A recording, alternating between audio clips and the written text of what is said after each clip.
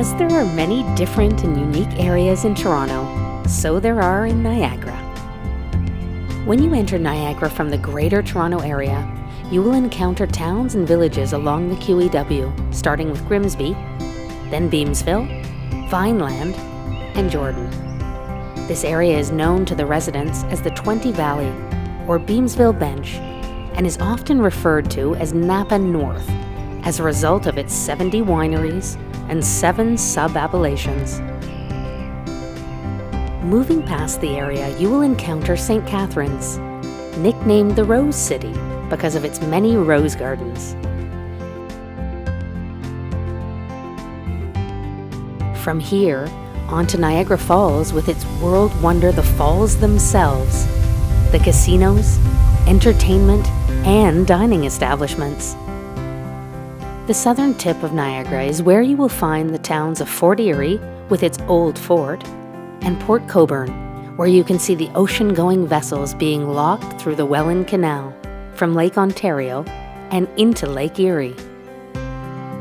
But the jewel of Niagara, at the convergence of the Niagara River and Lake Ontario, is Canada's prettiest town, Niagara-on-the-Lake.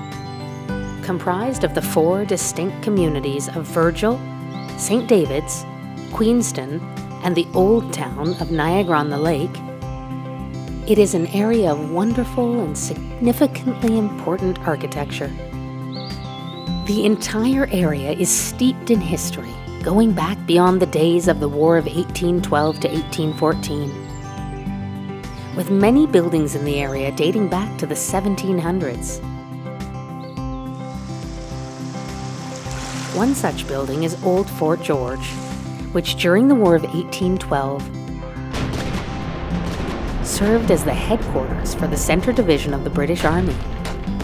These forces included British regulars, local militia, Aboriginal warriors, and Runchy's Corps of freed slaves.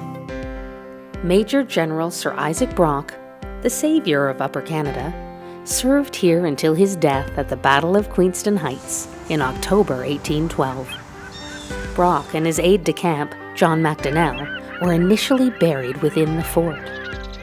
Old Town Niagara-on-the-Lake is rich in so many ways, with its breathtaking architecture of residential, governmental, and commercial buildings, housing inns of great renown, shops, restaurants, art galleries, bed and breakfast operations, bakeries, and ice cream shops, to the theaters of the Shaw Festival.